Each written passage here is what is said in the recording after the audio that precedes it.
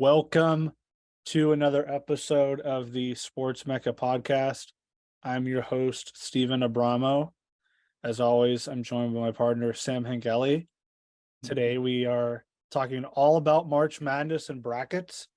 To give us a better look at the potential NCAA tournament field, we have brought in Washington, D.C. bracketology blogger Graham Doeren. Graham, Sam, and I appreciate the time this evening. Oh, thank you, Steve and Sam. Really appreciate it. Yeah, absolutely. So, considering you are a bracketology blogger, I think the first thing I definitely have to ask you is, there are several ways that bracketologists like yourself evaluate teams this time of year. What are your main factors when it comes to correctly seeding teams or projecting teams in and outside the tournament field? I think there's two things that stand out more above any others, but there are a kind of list of things that I really look for. But I think I really seek balance more than a lot of bracketologists would. So what I mean by that is you might have a team who has some really great wins, but think of a team like Missouri. Great wins, but they just don't really look the part a lot of the time. They've gotten blown out in a lot of games. They don't have great predictive metrics. Ken Pomeroy or Sagarin doesn't really like Missouri very much. I take a team like that and I really try to balance it out and say, okay, great wins has to be worth something, but those predictive metrics have to be worth something on the negative side.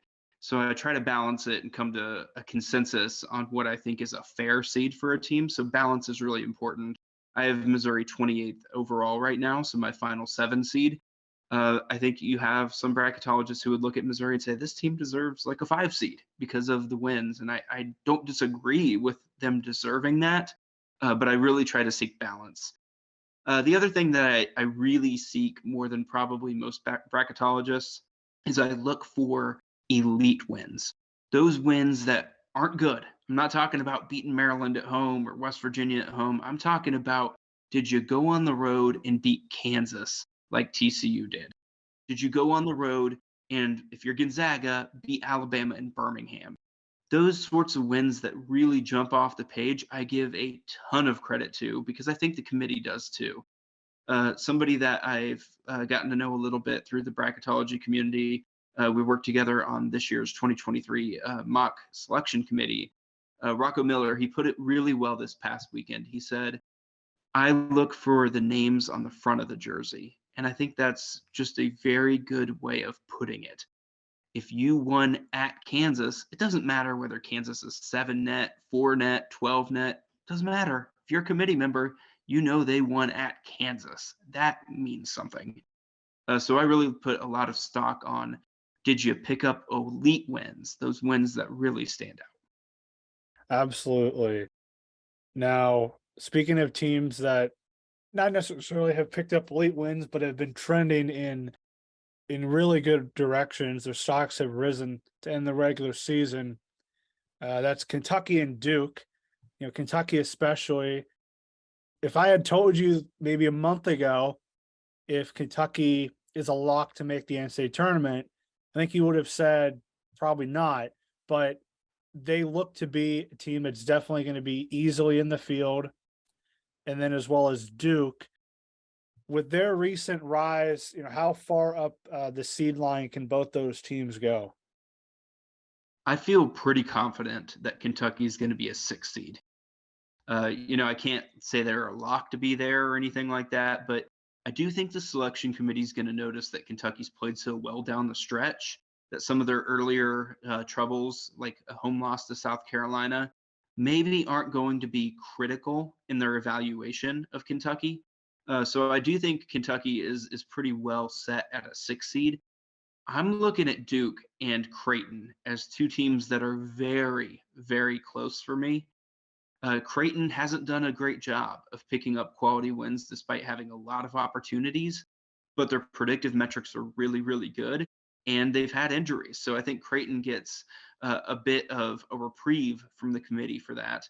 On the other hand, you get a team like Duke. Duke has good metrics all the way around, and they've really kind of earned their spot a little bit more than a team like Creighton has. So I have Duke 24th and Creighton 25th, and that's the difference between a 6 and a 7 seed. So for me, as a bracketologist, those are those positions that I pay very close attention to because you don't want to have a seed wrong.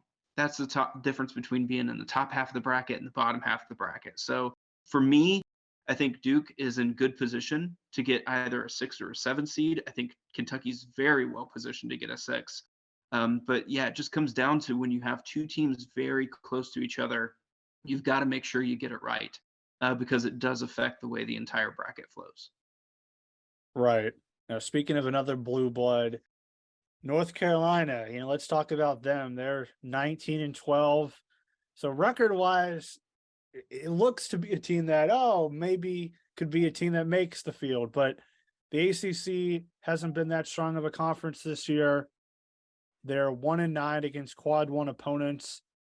Is there a path for them to make the NCAA tournament that doesn't involve them winning the ACC tournament, or do they really have to win the ACC tournament to make the big dance? I can't say never, but realistically, they have to win the ACC tournament. I would be absolutely shocked if they make the field in any other way. There just aren't enough quality wins to be had in the ACC tournament, and the committee's probably already going to make their decision before they get to Saturday night on whether North Carolina is worthy of being in the field or not. So I look at North Carolina as a team that has had many opportunities to impress against the top teams on their schedule, and they just haven't done it. It's amazing. A preseason number one, a team that was 3 points away from going to overtime for the national championship. And despite returning pretty much everybody but Brady Manick, I think the Tar Heels are far out of the field and they will not work their way back into it. Well, they had that opportunity to end the regular season when they played Duke. And then they also had their matchup with Duke in Cameron. They lost that as well. Virginia could be like their best chance to get a win if they make it deeper in the ACC tournament. Yeah, I mean, you look at the bracket, and North Carolina really doesn't have opportunities to add to that resume. So, from my perspective as a bracketologist, I do not think North Carolina has a realistic path to an NCAA tournament bid unless they do the same thing they did last March, which is go on a heck of a tournament run. It will take a heck of a tournament run for them to go dancing this year. Let's say they do make it and they win the ACC tournament, get in automatically. What seed do you think they will earn? At that point, I think you're looking at either an 11 or a 12 seed. And there's a similar comparison last year with Virginia Tech, a team that people thought was pretty good, but just didn't do enough during the regular season to earn a tournament bid. And then they went on a tear in the ACC tournament. They beat Clemson, they beat Notre Dame, they beat that same North Carolina team in the semis before beating Duke in the championship game. And despite all those great wins, the committee gave them an 11 seed. So I think North Carolina would be in the same position. No matter how many good wins they pick up, they're looking at an 11 or a 12 seed in the tournament. So speaking of another bubble team, this one's in the Big Ten. Wisconsin Badgers. They're 17 and 13. They finished 11th in the Big Ten standings. In your opinion, are they right now in or are they out? I think Wisconsin's in right now. I think they have a fair chance at staying in the bracket. They're going to have to beat Ohio State likely in their first Big Ten tournament game. But I think it's probably going to take one game, one win over Ohio State to keep them on the right side of the bubble. But if they do that, they are still flirting with disaster. At 18 and 14, it would be very close, especially with their efficiency metrics and their net ranking being very poor compared to the rest of the at-large consideration teams. That said, I think the Badgers have the opportunity to cement their place in the bracket with just 2 wins. Would they be in a similar boat of North Carolina? I guess if they were to make it, if they were to make the tournament, they'd be an 11 seed, 12 seed.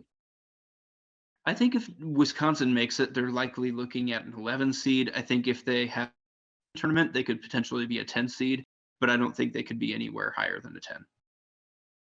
Now, what's a team in the field that they're in. They're going to make the tournament come Selection Sunday, but from a seed perspective, it's been very difficult to gauge, and it could create some discussion whether they were, underseeded or overseeded come Selection Sunday. I think Creighton, I mentioned earlier, is a good example of that because of the injuries. I think TCU, for the same reason, they've only lost 5 games with Mike Miles when playing in the lineup. So I think they're another team that could be a part of a big seeding discussion. But the answer for me is really Florida Atlantic, FAU. The Owls have a good record against the top part of their schedule, against Quadrant 1. Same thing with their second part of their schedule, Quadrant 2, the tougher games that they played.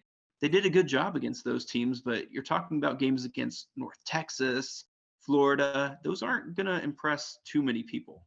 Nice wins, yes, but again, I talked about elite wins. They don't have anything even remotely resembling an elite win.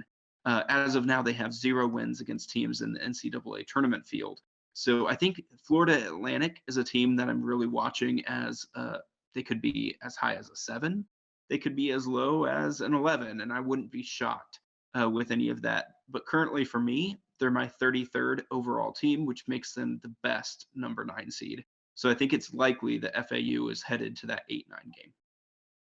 So Florida Atlantic, do you have a comparison of a team that they remind you of in past years? Yeah, they remind me a lot of Wofford, but Wofford ended up getting a 7 seed. And to me, I think the big difference is Wofford played a ton of really good teams in the non-conference schedule. You might remember Kansas actually battled that Wofford team, and Udoka Azubuike had about 1,000,000 dunks in that game. But other than that, Wofford hung tough with all of the really strong teams they played, and it was actually a terrific year for the SoCon that year, where you had a really good UNC Greensboro team was nearly in the field. They were the first team out of the field that year. So I think Wofford's a good comparison. I think the difference is Wofford just had better wins than Florida Atlantic had. They were more tested out of conference. And I think that's why it's a good comparison. But to me, that Wofford resume was clearly stronger than this one. So I think it's decent to evaluate Florida Atlantic as being close, but not quite there. So whereas Wofford got a 7, Florida Atlantic as a 9 or an 8 makes sense to me. Yo, there are many events coming up in the world of sports. It'd be great to be in attendance for such. Where can we get tickets? SeatGeek. You see, SeatGeek is an app that can help you find the best seats with the best deals. SeatGeek shows you different tickets available, with green being the best deals and red not being the hot deals. The best part is it shows you where you'll be sitting at the event. If you use the code SportsMecca, you could get $20 off your first purchase. Get your seat at SeatGeek today. So the Big 12 is currently bound to have 7 teams in the field. Oklahoma State is still on the bubble, however. How does last Saturday's win in Lubbock boost their chances, and how far would they need to go in the Big 12 tournament to secure a spot in the big dance? I think that win in Lubbock was absolutely huge for Oklahoma State. I have them currently just out of the field as my 3rd team out of the field, which means they're right in striking range.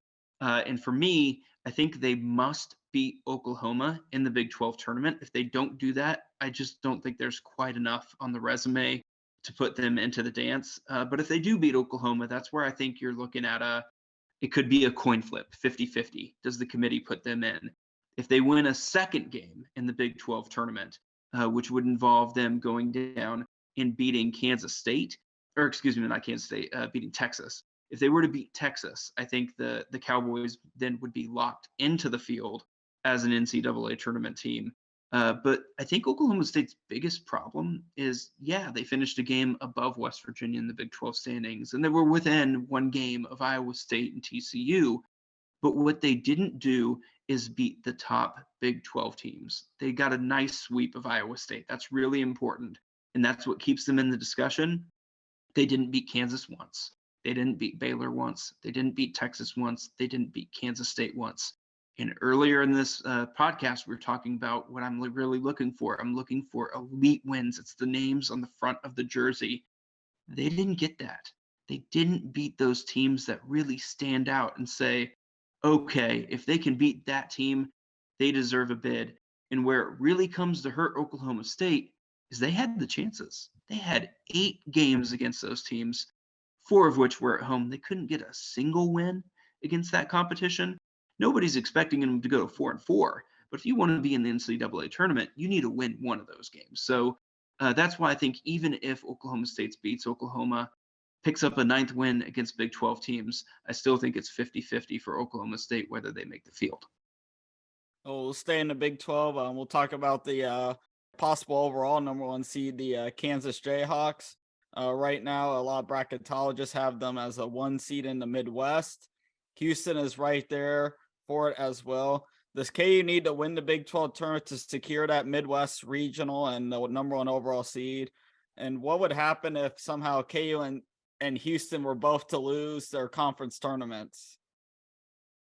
It's a tough question. And the answer is, I don't know. I'm making my best guess at it because this is close. At our 2023 mock selection committee that I did this past weekend with other bracketologists from around the country, I made the point that I don't remember there ever being 3 teams so closely bunched up at the top of the bracket.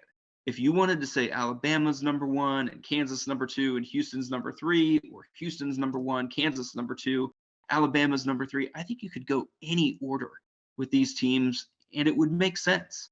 I personally believe Kansas deserves the overall number 1 seed regardless of what happens in Kansas City because they've done so much against a really, really tough schedule. Over 2/3 of the games that Kansas has played have been against teams in Quadrant 1. They are 15-6 against teams in Quadrant 1. And it's not just home wins over teams like Texas and Baylor and Kansas State that we know are really good. They beat Duke on a neutral court. They went to TCU and beat TCU when they had Miles. I think that you're looking at a team that has taken the show on the road as well and proved that they're a really good basketball team. And they've just earned it from that standpoint. But I think entering the Big 12 tournament and the AAC tournament for Houston, if Kansas wins the Big 12 tournament, I think they will get that overall number 1 seed and the path to Kansas City. I think at that point, the resume is just too overwhelming. You're likely looking at 18-6 against Quadrant 1. No team has ever had as many Quadrant 1 wins as Kansas has right now. Can you imagine if they added 3 more and they're looking at 18 Quadrant 1 wins? I mean, I legitimately don't know how you can say results matter if a team with that record isn't the overall number 1 seed.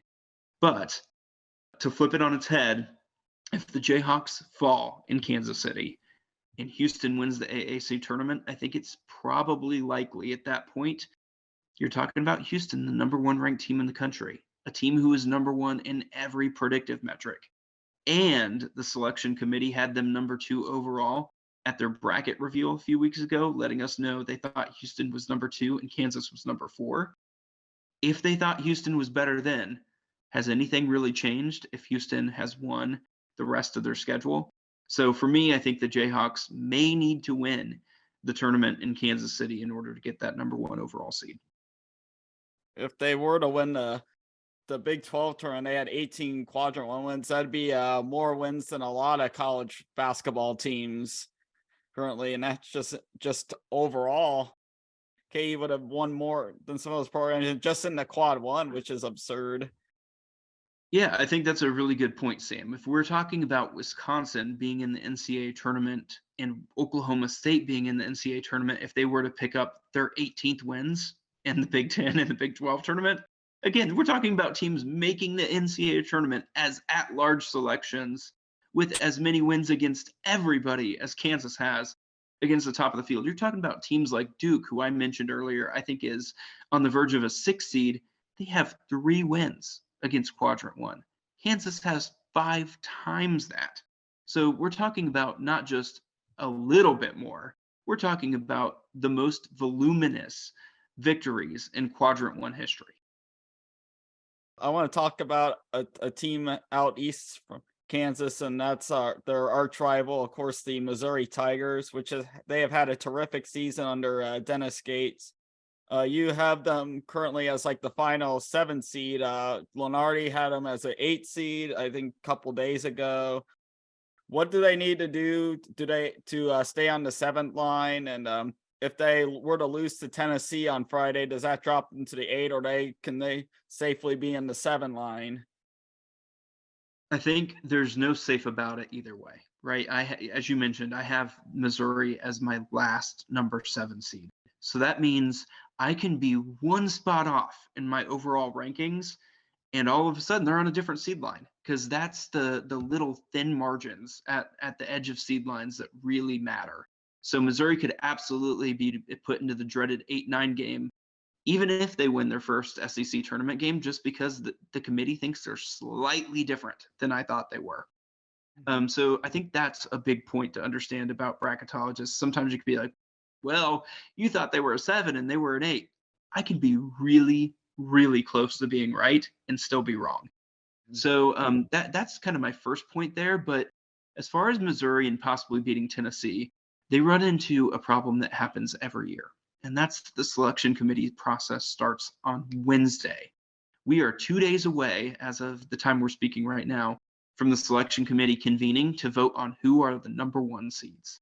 And so on Wednesday, you usually have the 1 seed line set. By Thursday morning, you're usually looking at seeds 2, 3, and 4 are already set. And by Thursday night, they're typically through the first 7 seed lines or so.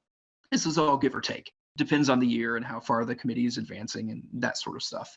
But my point is, Missouri very well could be seeded before they even step onto the court in the SEC tournament. And if that's the case, the committee might not want to move them based on where they end up. So it's a very decent chance the committee won't evaluate what Missouri does in the SEC tournament at all. And if they do evaluate it, it's probably not going to have much of an effect on their seed. So I think Missouri, for me, is very likely headed to either a 7 seed or an 8 seed. Very good. I want to talk about a team that's moving themselves in position to get a 1 seed, and that's the UCLA Bruins. Currently on some bracketology sites, UCLA is the 1 seed in the West region. Do they need to win their conference tournament to keep it? And is it most likely that they'll end up getting that West region, which would be beneficial with having Vegas being the host? It's a tough call, and there's a couple reasons for that. One, I have Purdue as 4th overall, above UCLA at 5th overall right now. And the reason for that is Purdue just has better wins. UCLA has a good record against Quadrant 1. They have great predictive metrics. They also have a Jalen Clark injury that we don't know how the committee is going to evaluate that. But in addition, UCLA's wins, if you look at them, are against teams that aren't making the NCAA tournament. So it's not to say UCLA has a bad resume. I have them 5th overall. That's a very good resume. They're 27-4, very worthy of consideration for a number 1 seed. But they beat Arizona at home, Kentucky neutral, and at Maryland. And then once you get past those 3 wins, they've got at Oregon, at Washington State, at Arizona State, at Colorado. They don't have another Quadrant 1 victory over a team I currently have in the bracket. I mean, think of that. They have 3 Quadrant 1 wins over teams in the bracket, and we're supposed to give them a number 1 seed. Meanwhile, Kansas is over there just racking up quality win after quality win. So I think when you look at UCLA, you really do have to consider the lack of elite wins. Look at the names on the front of the jersey. They didn't put together a ton of those. They're a team with 4 losses and 4 wins against the field. So you're telling me that a team that is 50-50 on whether they're beating an NCAA tournament team during the regular season should get a number 1 seed? I'm not convinced. I get why the other bracketologists have them there. I'm not convinced. I think Purdue is more worthy of that number 1 seed, even if UCLA's come on strong at the end of the year and Purdue is faded. But I do think the Big Ten tournament and the Pac-12 tournament will be relevant to who ends up as that final number 1 seed. And as for whether UCLA's headed out west, I think they have a better chance of it if they end up 5th overall. It's actually in some ways maybe beneficial for UCLA not to get a 1 seed, because then I think they would be headed to the West region. Whereas if they end up as the final number 1 seed, what if Houston potentially were to go to Las Vegas, right? If you have Kansas in the Midwest and Alabama and Louisville, maybe Houston takes that spot out west, and then UCLA couldn't go there. If they were 4th overall, maybe they have to go to the East region, New York City. I'm not sure they'd like that. So kind of a lot up in the air for UCLA, and I think the Pac-12 tournament will be very relevant to them. Speaking of the East region, I think a lot of one seeds wouldn't want the East region because of this possible matchup draw. The UConn Huskies, who started out as a national championship contender at the start of the year, but then slipped a little bit. They are projected to be on the 4 line. Will they get the East, do you believe? And as a 1 seed, you wouldn't want to draw UConn at Madison Square Garden. Am I right about that? I wouldn't want to draw them in Madison Square Garden, but you're right about the process being so important for where UConn could get placed. And I do believe there is a very strong chance Connecticut could be placed playing their first 2 rounds in Albany. And then if they make the regional finals and the Sweet 16, playing in New York City. So yeah, I think you make a great point there. I have Connecticut as my 13th overall team, despite having a Ken Palm rating of 4th. And that's just because they haven't done well in Big East play. They finished 4 games behind Marquette in the Big East standings. I mean, you just can't look at that and say, oh, they deserve a 2 seed. No matter how good you think they are or how great their out of conference was, you can't finish 4 games behind Marquette and argue you deserve a very high seed. But I do have Connecticut 13th overall right now. And I frankly am questioning that because of how far behind they were against Marquette. Maybe they shouldn't even be remotely close to Marquette in the overall seed list. But if they are 13th overall, that means that they get the first placement on the 4 line for regions, and the committee would try to place them in the East region in New York City if possible. So my final question to you is, without the bracket reveal, if you had to choose a bet to win it all without knowing who's going where, who would you choose? Oh, that's a tough question. And the reason why I think it's so tough is because I don't see a team up towards the top of the bracket that I think is dominant, and that includes Houston. I think Houston has struggled way too often with AAC teams for me to have a lot of confidence in them. And then I look at Alabama, and they've faded down the stretch. Ever since they started to have some concerns about their roster, they've faded. And I don't know that I really trust Alabama to consistently perform the way that they'll need to in the NCAA tournament.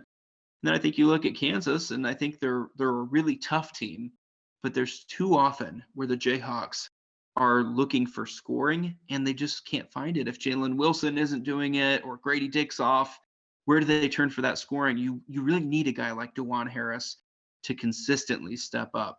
And they don't have that low post scoring in the same way as far as back to the basket scoring that you would expect. KJ Adams has absolutely defied expectations, but he's not the big man that even a guy like David McCormick is. So I really look at the top teams in the country, and I'm not really convinced with any of them, to be frank. So I kind of think this is a year where it will come down to toughness in somebody that is just more consistently going to play tough. So not being convinced with any of those teams, I'm still going to go with Kansas. If it comes down to it, you go with coaching, you go with toughness, and I just don't believe in Houston's offense enough to choose them. For sure. For sure. I mean, I think Houston, I think it may have been ESPN or CBS. They had them as the odds, like what their odds were to win the national championship. And I think what their odds are now, it would be the lowest odds for any top overall seed, like in recent memory. That is, if they get the number 1 overall seed. So that's something to play a factor. And I think people will question about Houston, like you mentioned, Graham, just who they played in the conference. Like they have some similarity to a couple of recent Gonzaga teams, like, you know, the 2021 Gonzaga team, 2022 Gonzaga, very, very good teams, but they didn't have a lot of tests in their conference. So how often is Wichita State or Temple hanging with Houston? If you're having trouble putting those teams away, I don't know that you're going to win 6 straight playing the best teams in the country. So for me, I just think they struggle too much on offense too consistently. When they're good, they're good. But there's something to be said for a team that is most likely going to bring that offensive performance. And if they're not going to bring it, do they have that toughness on defense? I think Houston absolutely has that on defense, but they've got to play 6 games of good offense or at least just get by in 1 or 2. I think Kansas more consistently will bring a good offensive performance than Houston. Before we wrap it up, the one potential 1 seed that you didn't mention about if they could win a national championship is Purdue. Their chances of winning it, because we know Zach Edey could be the odds-on favorite to win Player of the Year, but they have had some slip-ups to end the regular season. Yeah, I think you ask a good question about Purdue, and I was actually curious if you're going to follow up on that because it was intentional to not mention the Boilermakers. They have faded down the stretch, as we talked about, but I'm also just not sold on the Big Ten in general. I think the Big Ten is going to get a lot of NCAA tournament bids. I think you're looking at potentially maybe 9 or 8 teams from the Big Ten making the field. I mean, even up to possibly 10. I think you're looking at a plethora of Big Ten teams in the tournament. But are you sold on literally any of those teams? I don't think a single Big Ten team is going to make the Elite 8. I'll go out and say that. I mean, even with upsets and that many teams, you'd think somebody will probably get there. But I just don't think so. I don't think Indiana's going to do it. I don't think Purdue's going to do it.